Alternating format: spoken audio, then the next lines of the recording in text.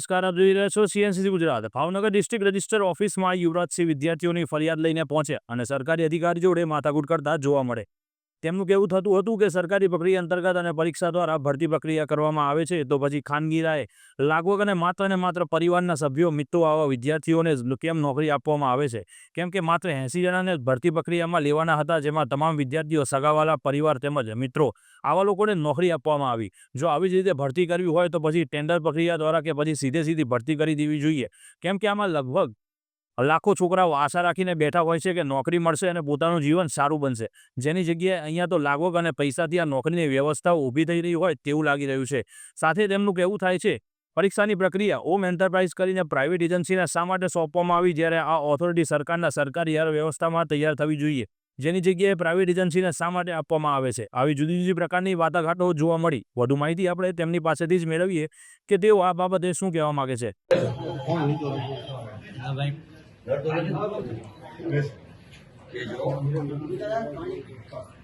તમને યાદ હશે કે ભાવનગર ડિસ્ટ્રિક્ટ કોઓપરેટિવ બેંકમાં થોડા સમય પહેલા ભરતી કરવામાં આવી.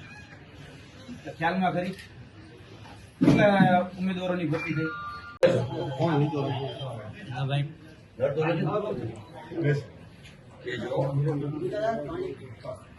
તમને યાદ હશે કે ભાવનગર ડિસ્ટ્રિક્ટ કોઓપરેટિવ બેંકમાં થોડા સમય પહેલા ભરતી કરવામાં આવી.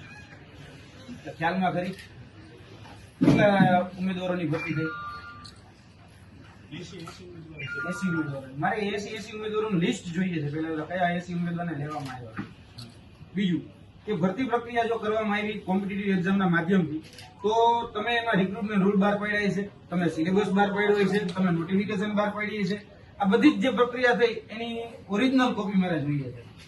તમે જે તે એજન્સીને કામ સોંપ્યું, એ એજન્સી ઓમ એન્ટરપ્રાઇઝ કરીને જે કહી શકાય જે સંસ્થા હતી અમદાવાદ ખાતે, તો તેમાં કઈ ઓળખાણ શા માટે ભાઈ ખાનગી એજન્સીને કોન્ટ્રાક્ટ આપવામાં આવ્યો, એનો મારે પુરાવો જોઈએ છે. કારણ કે કોઈ પણ કોમ્પિટિટિવ એક્ઝામ લેવાય તો અમે એવું ઈચ્છીએ છીએ કે સહકારી ક્ષેત્રમાં પણ આઈબીપીએસ જેવી સંસ્થા હોય, નાબાર્ડ જેવી સંસ્થા હોય કે જીપીએસસી જેવી સંસ્થા હોય, એને તમે પસંદ ન કરી અને ખાનગી એજન્સીને શા માટે પસંદ કરી, એનો ખુલાસો જોઈએ તમારે. એટલે આ બધી વાત અમારે જે ખુલાસામાં જોઈએ છે. તમે 80 જણા લીધા તો 80 ને કઈ રીતે પસંદગી કરવામાં, એના પ્રિલિમમાં માર્ક કેટલા હતા, ઇન્ટરવ્યુમાં માર્ક કેટલા હતા, પ્રિલિમ જે લેવામાં આવી એમાં બધાનું મેરિટ યાદી જે હતી એ કેમ જાહેર કરવામાં આવી એ જોઈએ છે. આ ભરતીમાં કોઈ જ જગ્યાએ પારદર્શિતા જણવાણી નથી એવો અમારો સ્પષ્ટ અને આધાર પુરાવા સાથેનો આરોપ છે. કેમ કે આની અંદર જે ભરતી થઈ એ ભરતી સગાવાલાથી લેવામાં આવી છે.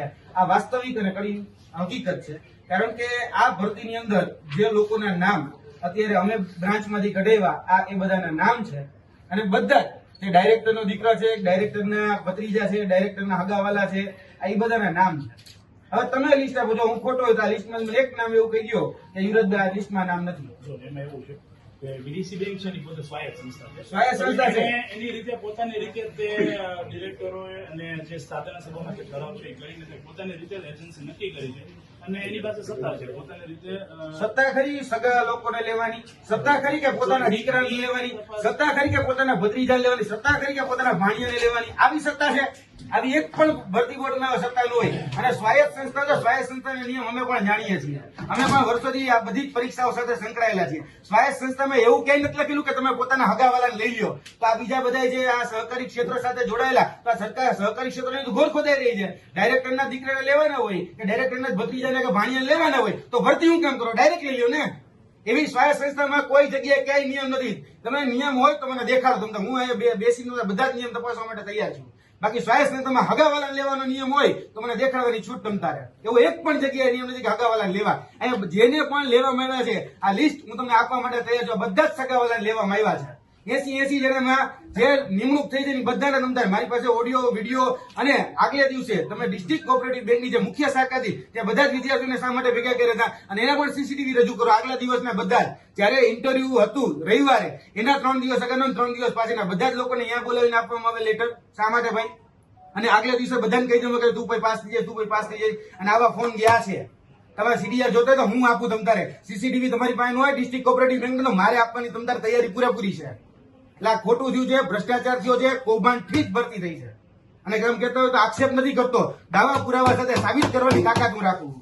એટલે આ ભરતી પ્રક્રિયાના નામે જે તરકટ રચો છો, નાટક રચો છો ને, એ નાટક રચવાનું બંધ કરી દો તમે. કારણ કે તમે જે કહો છો કે ભાઈ સ્વાયત્ત સંસ્થા છે એને નિયમ જાતે બનાવી શકે, પણ ભરતી હગાવાલા નહીં કરવી એવી નિયમમાં ક્યાં લખો? નિયમ દેખાડો, હગાવાલા લેવાના લ્યો. આમાં બધી જગ્યાએ તમને બધા નામ જોઈ લેવાની છોડ. હું એક પણ જગ્યાએ ખોટા એક નામ વાંચી લ્યો તમને બધાના. આની પેલા ભૂતકાળની ભરતી થઈ એનાય મેં નામ લખ્યા છે કે જેમાં તમે કોને કોને લીધા છે. એવો તો ક્યાં નિયમ છે કે બધા પોતપોતાના હગાવાલા લેવા? મને દેખાડો. આમાં છે ને ટૂંકમાં મેં કીધું ને BDC બેંક જ જવાબદાર છે અને તમારે તેમ છતાં વિશેષ રજૂઆત કરવી BDC હોય બેંકમાં જવાનો છું, આ હકીકત છે સાહેબ. તો પહેલા તમે ત્યાં રજૂઆત કરો. ત્યાં પણ અમે જઈએ છીએ, કલેક્ટરને પણ અમે જઈએ છીએ. અમે અહીંના એસપી ને પણ આની કાયદાકીય તપાસ માટેના આદેશ આપે એટલા માટે અમે ત્યાં પણ જઈને સરકારમાં રજૂઆત કરવાના છીએ. હવે ગુજરાતના મુખ્યમંત્રી એમ કહે કે ભાઈ મારા દીકરાને નોકરી દેવડાવી હોય તોય હું હગાવાતી કે ઓળખાણવાતી ન દેવડાવી હતું. હવે એના કરતા મને એવું લાગે કે જેટલી સત્તા એ મુખ્યમંત્રી પાસે નથી એટલે ડિસ્ટ્રિક્ટ કોઓપરેટિવ બેંક પાસે છે. કઈ પોતાના હગાવાલા નોકરી આપી દે. બધા દીકરા દીકરીઓને ભત્રીજા ભાણિયાને નોકરી આપી છે બધાને. 80 નોકરી છે ને ભ્રષ્ટાચારથી થઈ છે. આપણે તો આને ફરિયાદ કરવા માટે તમે હું જવાનો જ છું. એવું નથી કે ડિસ્ટ્રિક્ટ કોર્ટ ડીસીબી નથી જવાનું. ડીસીબી જવાનો જ છું. જે આ બધી જગ્યાએ આ ડીસીબી નું જે સંસ્થા છે આપણી બરોબર ગંગાજળ હું જાય છે તમારે. હવે તપાસ કોણ કરશે? બિલાડીને કહીશ કે દૂધનું રખોપું કરે, ચોરને કહીશ કે ચોરી કોને કરી, મને તપાસ કરીને કે અત્યારે રાજ્ય સરકાર દ્વારા તપાસ સોંપવામાં આવી છે. મને તપાસ રિપોર્ટ આપો. તપાસ સોંપવામાં આવી તો મને કાગળ આપો. કાલો અને તપાસ સોંપવામાં આવી છે.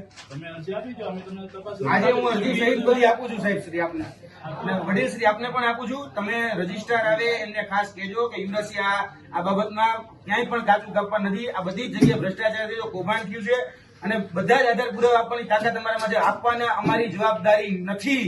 યાદ રાખજો, નથી. કારણ કે સામાન્ય નાગરિક છે, અમે કહી શકીએ કે આ ખોટું છે. તપાસ કરવાની જવાબદારી તમારા બધાની છે. કારણ કે તમારા અંતર્ગત આવતી આ સંસ્થાઓ છે. કારણ કે સહકારી ક્ષેત્રના તમે વડા છો, જિલ્લાના વડા. તો સહકારી ક્ષેત્રના વડાના તરીકે તમારે ધ્યાન રાખવાનું છે. અહીંયા તો પોતાના હગાવાલાને સેટ કરવામાં આવે છે. અહીંથી કેટલા લોકોને સેટ કરવામાં નામ જોતા ને મને કહેજો, હું નામ જોઈ તો આપીશ કે આ સંસ્થામાંથી કેટલા 5 જણાને લેવામાં આવી. 5 નામ મારી પાસે છે.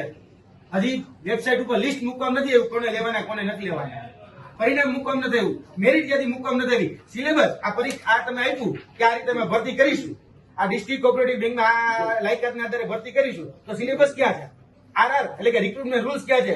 રૂલ્સ એન્ડ રેગ્યુલેશન ક્યાં છે? એકેય જગ્યાએ આખી વેબસાઇટ છે ફીની માં બધી જગ્યાએ મેં જોઈ લીધું. કોઈ જગ્યાએ RR નથી, કોઈ જગ્યાએ સિલેબસ નથી. અને તમે તો ચોરી કઈ રીતે કરો? OMR પાછી લઈ લીધી, કોલ લેટર પાછા લઈ લીધા, પ્રશ્નપત્ર સીલ પેક વગરના હતા એ પાછા લઈ લીધા. હવે વિદ્યાર્થીઓ છે, માંદા અરજી કરવી તો કરવી કેમ સમજાવો. માંદા અરજી મારે કોઈ પ્રશ્નમાં ભૂલ છે, મારે અહીંયા કઈ મને વિસંગતતા લાગી, અસમંજસતા લાગી, તો મારે દેવું છે કે ભાઈ ભૂલ છે આ પ્રશ્નમાં, મારો પ્રશ્ન સુધરે એમ છે, તો ક્યાં દેવાનું મારે? કારણ કે આની અંદર તો કે લખ્યું નથી સિલેબસ ક્યાં છે. 50 પ્રશ્નનું અંગ્રેજી પૂછો, 50 પ્રશ્નનું ગુજરાતી પૂછો. આવો સિલેબસ મેં નથી લખ્યું તમે કે આમાં આ ભરતી પ્રક્રિયા આ પ્રકારે લેશું. સ્વાયત્ત અને બધા જ આધાર પુરાવા આપવાની તાકાત અમારામાં છે. આપવાના અમારી જવાબદારી નથી.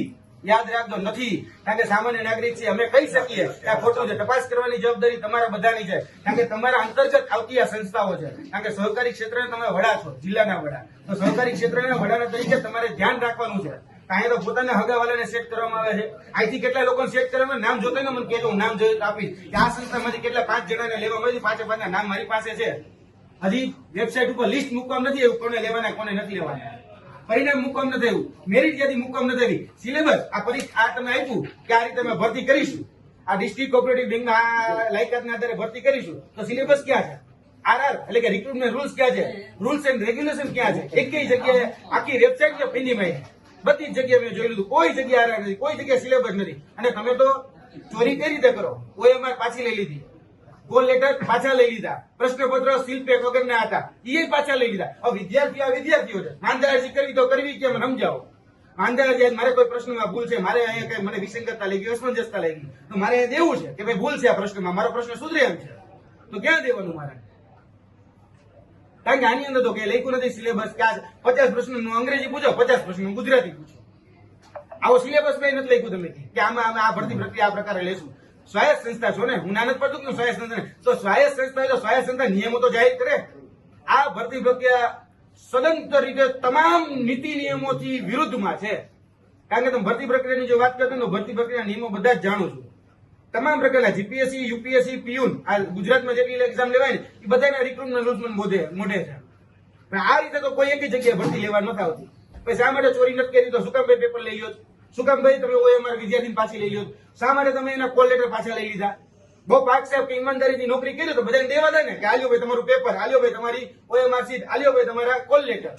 બધી જ જગ્યાએ તમે અહીંયાથી પાછા લઈ લીધા. અને જે એજન્સીને કામ સોંપ્યું છે એ શંકાના દાયરામાં છે. અમારી પાસે ભલે અત્યારે પુરાવો નથી, પણ ભવિષ્યમાં અમે પુરાવો લાવશું કે એના પોતાના કેટલા લોકોના સેટ કરવામાં આવે એ પુરાવો 110% લાવશું. કારણ કે આ જે કંપનીનો મને એટલી ખબર છે કોના દ્વારા કોન્ટ્રાક્ટ મળ્યો છે, કોની એજન્સી છે એ હું જાણું છું. આ લાગતી વળગતી પોતાની માનીતી એજન્સીને આ કોન્ટ્રાક્ટ આપ્યો છે ને હોમ એજન્સી, તમે જેના ગુણગાન ગાઓ છો બહુ પાક સાફ છે, બહુ ઈમાનદાર છે. આવું ભૂતકાળમાં ગૌણ સેવાના સચિવ હતા કે અધ્યક્ષ હતા ને એવું કહેતા હતા કે TCS નો કોન્ટ્રાક્ટ, તો TCS ના આઈનમાં જોઈ લો કે એક TCS એ પોતાના કર્મચારીની ભરતી કરવામાં પોતાના હગાવાલા લીધા છે. આજે રાજસ્થાન પોલીસમાં એની ફરિયાદ નોંધવામાં આવી કે એને 35 લાખ રૂપિયા દઈને પેપર ખોલ્યું. એટલે બહુ વખાણ જેના ગુણગાન ગાવ છો ને એ ગુણગાન ગાવા યોગ્ય હતી જ નહીં. અને આ હોમ એજન્સી જરા પણ યોગ્ય નથી અંદર. અમે એના વિરુદ્ધ પણ ફરિયાદ અમે ક્રાઇમ બ્રાન્ચ જે છે અમદાવાદ ખાતે સીપી ઓફિસ ત્યાં એમ આપવાના છે કે આને ભવિષ્યના બાળકો જે છે એના બાળકોના ભવિષ્ય સાથે છેડા કર્યા છે. આ હકીકત છે. અને હું મહેરબાની કરીને કહું છું કે આની અંદર ટોટલી સગાવાદ, ઓળખાણવાદ અને પરિવારવાદ સિવાય ક્યાંય પણ જગ્યાએ નોકરી આપવામાં આવી નથી. આ બધા મહેનતુ વિદ્યાર્થી છે, 1200 પરીક્ષાર્થી ઉમેદવારો હતા. આ 1200 ઉમેદવારોમાંથી એક પણ મહેનતુ ઉમેદવાર ન લાગે. એટલે કેવું? અને બધાને અમે લિસ્ટ દેવા તૈયાર થયા. બધા હગાવાલા છે. જોઈ લો આનંદ, હું ખોટું બોલતો હોય ને તો ડાયરેક્ટરના દીકરા, ડાયરેક્ટરના ભત્રીજા, ડાયરેક્ટરના હગાવાલા, કોઈ બહારનું હોય મને કયો. જે ભાજપના પ્રમુખ, ભાજપના ઉપપ્રમુખ, એના દીકરા, એના દીકરાઓને, એના ભત્રીજાઓને, ભાણિયાને લેવામાં આવ્યા છે. જોઈ લેવાની છૂટ છે. કોઈ બહારનું નથી. આ હગાવાલામાં આ જ રીતે નોકરી દેવી હોય તો કામ કરો ને, ટેન્ડર બહાર પાડો ને. 35 લાખ રૂપિયા જે નોકરી દીધો ટેન્ડર બહાર પાડી દો એટલે વાત પતે. અમુક સહકારી મંડળીઓ સતર્ક થાય કે 35 લાખ રૂપિયા સહકારી મંડળીમાં તો હવે આ રીતે આ જે મહેનતુ વિદ્યાર્થીઓ છે એ તો કઈ આ પરીક્ષાની તૈયારી કરતા તો મૂકે કે ભાઈ હા ભાઈ આમાં મહેનત નહીં લાગે, 35 લાખ દેવાની તૈયારી હોય તો લાગે એક વાર. Bureau chief CNCC Gujarat, Patan.